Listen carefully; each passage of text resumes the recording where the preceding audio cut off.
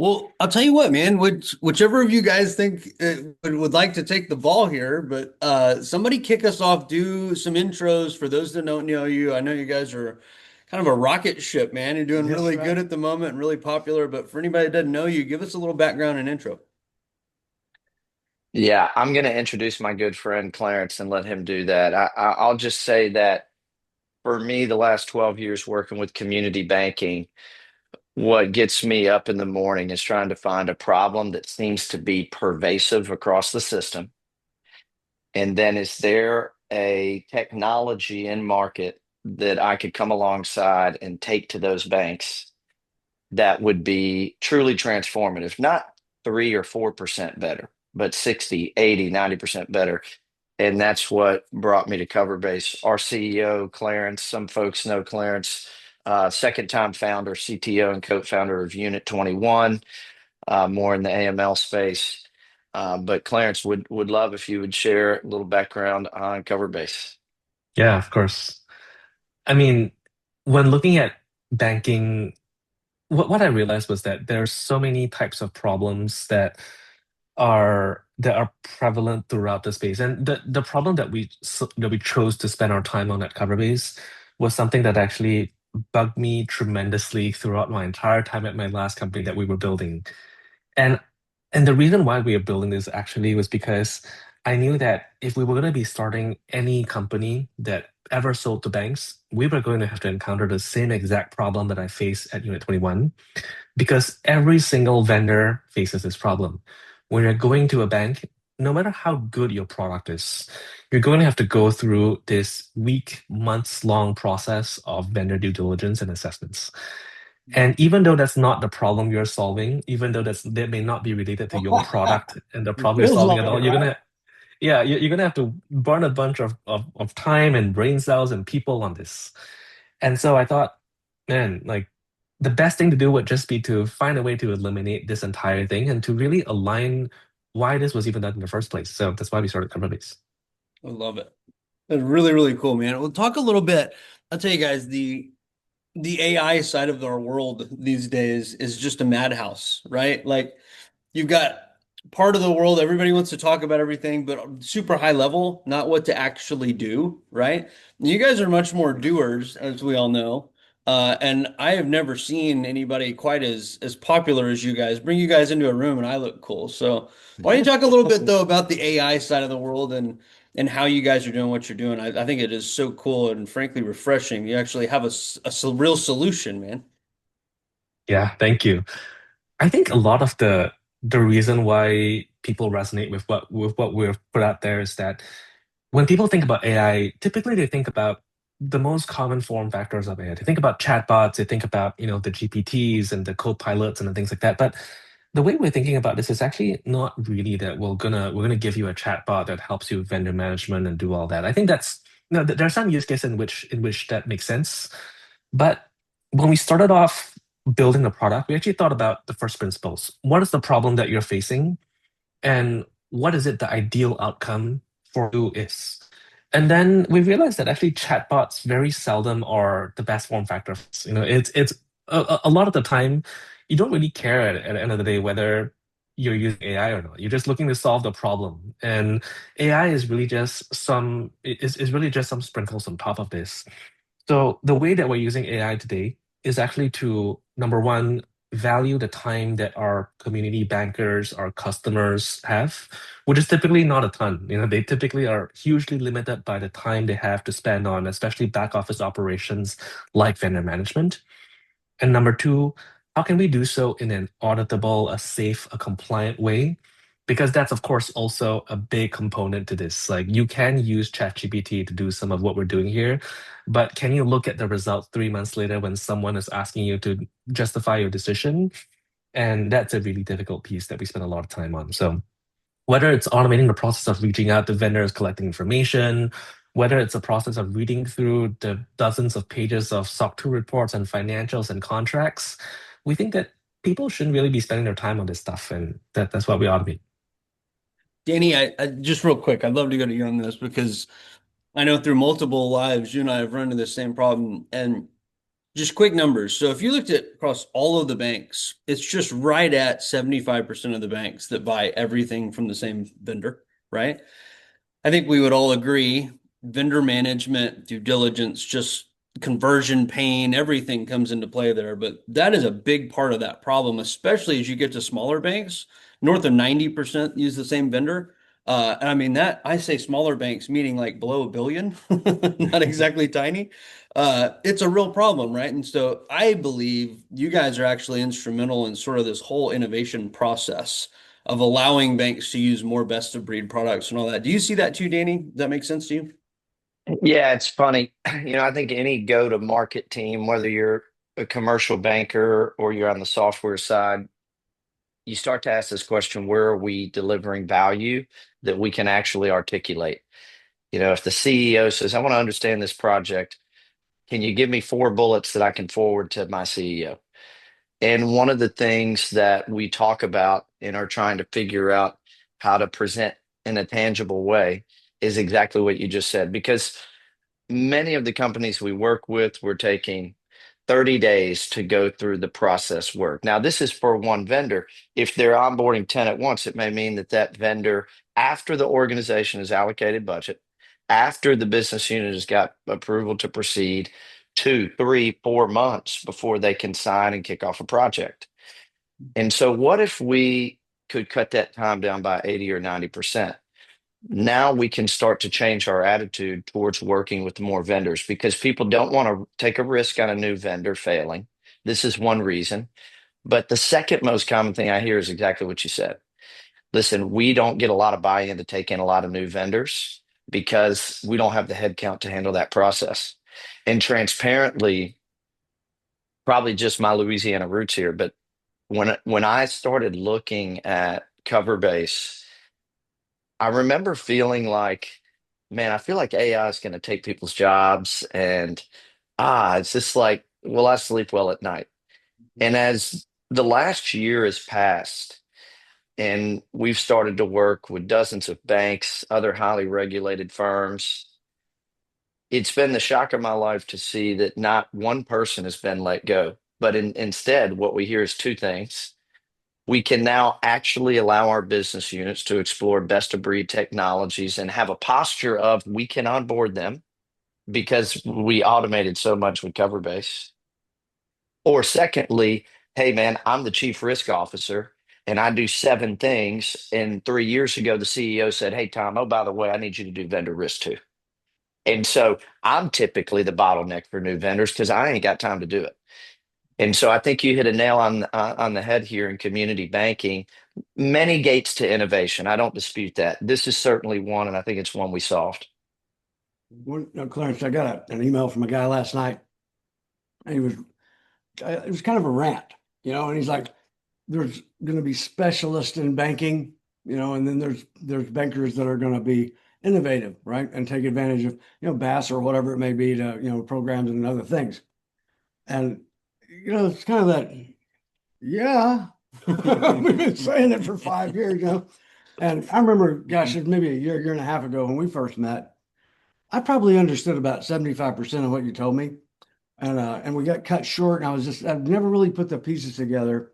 And then later on, I absolutely was in a room giving a speech to some people, and I caught what I was saying and connected the dots to our conversation because I was talking to them about we don't have the luxury of being a banker the way it always has been. We have to move at the speed of business now, not the speed of banking, but the speed of business. We also have to innovate at zero. In other words, we have to be fully compliant. Okay. And I hear all these stories of these people trying, well, we've got these great programs, everything's going cool, and we're making money. And others are like, we're bottlenecked. We need more sponsor banks. We can't get people to even talk to us. And they've got excellent opportunities, but it's 4 months to even get to the point. It's going to be 5 months before they can even sit down and decide whether they want to start dating or not, or get married is what they call it, right? And so when you knock that down to where people are now telling me 2 weeks, 20 minutes for the first part, and they can make a decision in 2 weeks, this is a radical transformation of what you're bringing to the table for banks to be able to work at the speed of business. Is that a true statement? Mm-hmm. Yeah, Gotta I get, mean, he's like, you got it. one of the biggest, I think more most consistent patterns we've seen over the last few years has been that whether banks like it or not, and this is, by the way, not a pattern that we're seeing with just banks, with every single type of customer vertical and different industry, we're seeing this pattern, is that the number of vendors that companies use have been increasing almost exponentially. And I think this is due to several reasons, of course. There's so many different software providers out there, Coverbase being one of them, of course. But everyone is starting to specialize more deeply into their particular niche, their particular area. Each individually might be doing that particular thing really well. But now companies starting suddenly have to grapple with all these large numbers of vendors that they maybe had like 20% of that number 5 years ago. And I don't think this is a matter of, whether or not a company wants to take on those new vendors. I think it's really about staying competitive and retaining your edge. And the best companies that we've seen at adopting innovation, adopting new technologies, have been the ones that have been able to take advantage of what's out there and do so in a safe way to grow. And that's why we think that what we're building is going to enable our customers to do so, and why we think it's worthwhile in the first place. Because vendor management, talking to a lot of people about it, isn't necessarily the most sexy or exciting field. It's not the thing that is going to be like the most interesting and exciting to my mom and my the people that don't know this too much. But the reason why we're betting on this is because this is a trend, and I think in 5 years, this is going to be the biggest topic that everyone's going to be talking about. Yeah, well, I, and the things that I saw early on with you guys and talked to Danny about multiple times is just so we're taking, documentation, mapping that against somebody else's documentation, find the holes in the boat, right? Where are the synergies? Where are the bad things that we need to work on and address them quickly? But you also have a dashboard that is able to look at a more holistic approach to this so that it's not, I mean, it's efficiency as well as bringing in new things that need to be done. The speed of innovation is changing. Is that am I on the right path there? Yeah, I think that the idea of running the assessment is important, but then the second thing you shared there, which is just a holistic view of the situation. And remember, even for those banks that utilize one vendor for many services, the regulatory burden they face is that it will not be enough for them to understand the risk at the vendor level. But what we got this acronym PSE, but at the product service or engagement level. Because if Community Bank A is paying FIS 10 grand a month for a consulting call on how to do digital marketing to their community, but then they're paying them 3 million a year to be their core provider, the risk profile of these two engagements could not be more different. And so understanding that, to your point, mapping documents to these internal documents, we scare a lot of people when we say that some of our customers don't lead with a questionnaire anymore. But it's actually just flipping questions into statements. Does Tanner have the right hat on today? I'll leave that to your audience to decide. But Crystal we could ball. say Tanner should have the right on today and the right hat on today. And ultimately, this is the idea. This is Clarence's mind every day when he comes to work is what is the outcome that has to be delivered? It's not, we need to send this question. Then we need them to manually answer this question. Then we need a document that we will manually consume and decide if what they attested to manually matches what this audit document says. Why are we doing all that? Let's just get the documents, flip your questions into policies, and just tell you where they are and not compliant at both the granular level and then that summary. And this is where we bleed the line between, to Clarence's point, I think some days, to my angst, we are like the least flashy AI provider. You don't see on our website a lot of words like agentic AI or here's our 32 AI agents. There's other vendors in the space that do that. But in the background, we've got models trained with specificity for very specific purposes. And we're just deciding like to let the outcome be ultimately what the market sees. And is this important or not? And maybe That's not as popular with everybody in our space. But when it comes to this idea of a summary, could you actually chat back to, hey, I want to know a little bit more about my offshore risk in this engagement? Or I want to know a little bit more about how this could relate to my risk as a BaaS provider. Can you speak to that? And having it rerun a summary because the CEO is not going to read a 17-page vendor risk report. But if we could get a high level summary to them of risks, recommendations in this relationship, they maybe can make policy action at their level in the business. So, Dave, you nailed it. Both things are important. This granular understanding and of course, an overview, because a lot of people in the organization need a view of risk that marries the time they have to assess it and what's important to them, I think. Something else that I like you guys have really landed on. We see, and I mean, every time I say this, it's like it's more than it was last time. The number of institutions that are they see the writing on the wall, and it's like we're going to innovate or we're not going to make it. And so the numbers of those that are engaging with us all the time through bankers helping bankers and everything is just absolute parabolic. And we're every, like it is, or anything you do in life, it's like, how do I get started? And that starting part, it takes 6 months to get the first baby step. And okay, we can get rolling.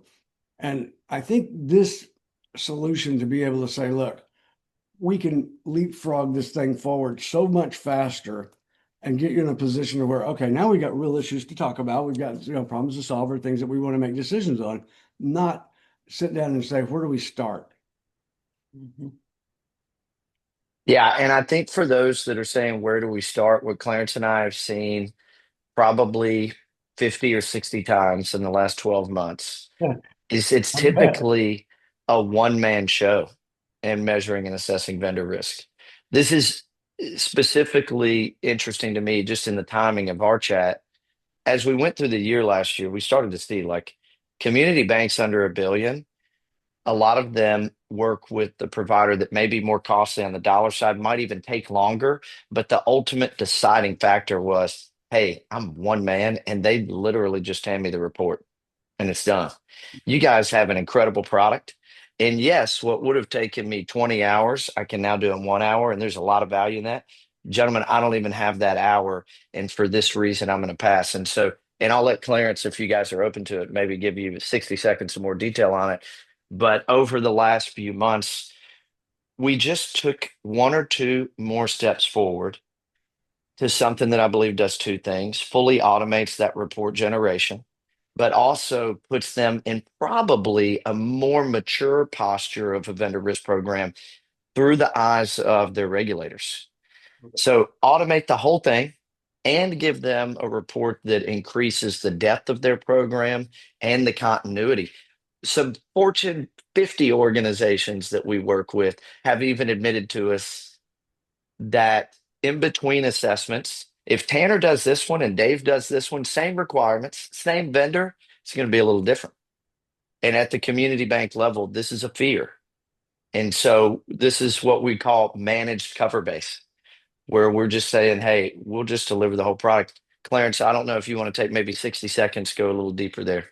Yeah, of course, Danny. So the thing that we realized was that a lot of our customers, especially in the community banking space, they weren't really looking to bring on another piece of software that they had to use to get to the end state of the outcome they're looking for.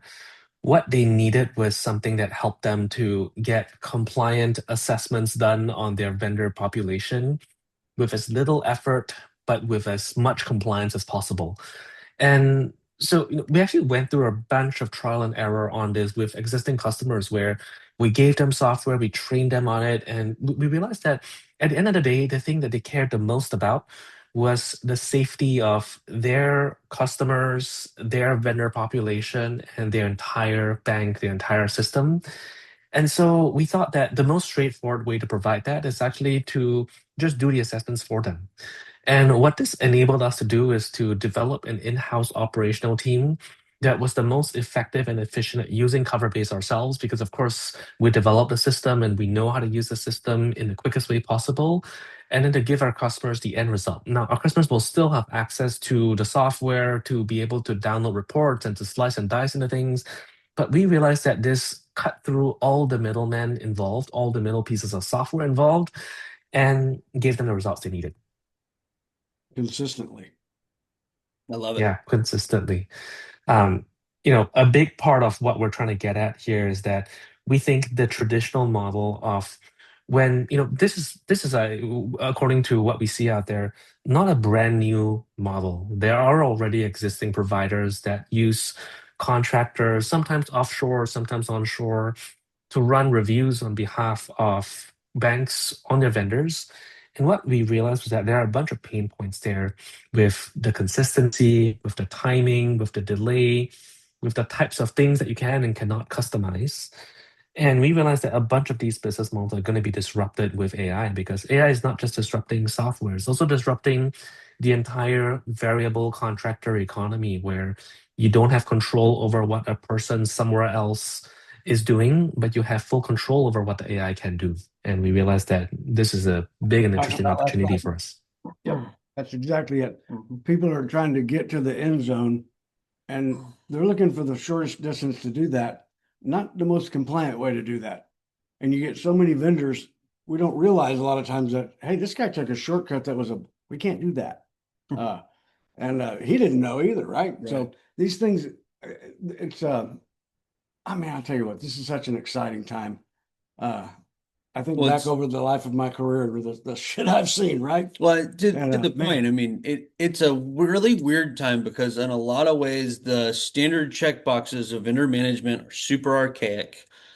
Do we really need a SOC 2 report on Fiserv? Like, come on, guys. I'm pretty sure they're good, right? But at the same time, you've got a lot of folks that are making leaps and bounds, and we probably do need to be taking a look, certainly at the other parts and pieces that go into that. These things do exist for a reason. So you got a polarizing time in vendor management at a time when it is the most important, most painful hurdle to being able to work with this. I think Clarence put it well. What I was thinking about is this ever expanding footprint of technology over recent years, right? And we need to be able to take advantage of them. So this is a pretty complicated issue to deal with. So you guys, I think it's funny, Danny. I actually think this is a super sexy topic. I love this stuff. I Yeah, I do too, man. I'm having a blast. I'm curious, can tell. how much do you hear people talk about not just the snapshot in time where Mhm. we run our annual assessment on our critical vendor, but this idea of continuous monitoring? Not And enough. not enough. And the reason why I ask it is we had an interesting group of customers in banking and healthcare last year say there's a lot of great continuous monitoring tools out there that give us a updated feed every 24 hours of all these events relative to our suppliers. But they kind of came with the same problem. And I'll make one comment about native AI here in a moment that I think is important, especially for community bankers that maybe only have one shot, regardless, vendor management, whatever application of AI you're going to, and you really got to get it right. I think it's important to touch. But briefly, what they said was we get all this information, it's accurate, but 96 out of 100 alerts that I'm getting I don't care about at all. So then I'm paying 50, $100,000 a year for this software to give me data, but I'm overwhelmed with noise that I can't sift through and find the signals that matter to you. And so if you think it's relevant to your audience, we can spend maybe 60 seconds telling you what we brought to market in I, November relative to that. I'd love to Yeah, hear it. I think especially when you talk about the embedded finance, banking as a service, sponsor bank, that side of the world, monitoring is a huge issue, and we all know that. yeah. So we call this supplier radar. In hindsight, maybe for today it should have been like supplier cavalry or something like that. I don't know, but I think that we were able to take what in our platform is native. One of the main reasons I chose to come work here a year ago was I saw, oh wow, this CEO is an author on the topic of AI and machine learning. This team of founding engineers has built things at Waymo, self-driving cars, and these very interesting applications. And I just thought this is a ship that no matter how big it gets in terms of customer base can remain a skiff because we do not have to phone up OpenAI. Hey, we got a new use case we want to bring to market. Here's kind of what banks care about, and have this third party in the mix. And so what we were able to do here is say our engine is already really good at indexing information and parsing information. So what we do now is twofold. We built in a lot of boilerplate data sources for legal risk, reputational risk, cyber risk, and we also allow API sources to be tagged in. If you're like, well, hey, look, we use Black Kite to really keep our surface healthy. Could you guys ingest that? And we want to say yes to that, right? So we built in this API sourcing. So whether it's our data or something external, the magic was we built to the market's main complaint, which was a lot of great data, not great visibility into what do I need to take action on. And so the foundational approach we took with Supply Radar is what we call detectors. So yes, there's events, and you can read through that whole log if you want to. But what's more important is, can I create a detector that can log the domain of risk issue this is, the severity of this incident, and can I give it instruction of actually only alert me on these things? And when we brought this to many of our customers just 60 days ago, the response was incredible. So I just, I don't know what your thoughts would be there, Tanner, but I think the consumability of a constantly updated feed within community banks, it's too much right now. And they're too busy. You got one or two people running the whole vendor risk program. Many of them just say, no, thank you. What would be your thoughts there? That was what I was thinking, man, when you're talking about it is now I really could have a one-man band that was like really wide and effective if I've got the right actionable tools. And I like your theme of being able to specifically set off of those events, what do I want to see that's high risk? And maybe I want to have that parsed out to different parts of the organization, right? Like maybe this needs to go to the CFO because I'm not the numbers guy, right? Or whatever it might be. Yeah, yeah, whatever it might be. So I really like it, man. It's super cool. Very cool, man. Hey, Clarence? Yeah, go ahead, Matt. You're going to ask me if I know. No, go ahead. Go ahead. Good. Okay. I think you have to do this if Mm-hmm. you're breathing these days. Where do we go from here in AI? Okay. Everybody I'm so sorry. I apologize. But yeah, I mean, now everybody sees the practical applications, and I think everybody's at this moment in time where it won't quite do this, it won't quite do that, but everybody has this overwhelming confidence that it will. Yeah. I think we're in this very weird valley of maybe desolation in AI where almost everyone at this point has used an AI tool or two in their jobs, in their day-to-day, whether it's something that they were excited about and they started using, or whether it's something that someone in their company, their team, their executives just said, hey, you have to use this. And you've almost always been disappointed in some ways by what it promised and what it actually ended up doing. Yeah. I think that there's two invariants we're dealing with here. The world is going to involve some type of AI in some form, whether we like it or not. The second is that we're way sure that it's not going to be a world where people sit at home drinking Mai Tais and AI is going to run our world. I think it's going to be somewhere in between. And the way that we're going to approach it is by actually just taking out all the marketing fluff, all of everything what people are saying out there about all that agent workflow and that, you don't have to do this. We're speeding things up by 99%. You just do that 1%. I think all that stuff is going to go away in the near future because everyone can call BS on all of that so directly, so quickly right now.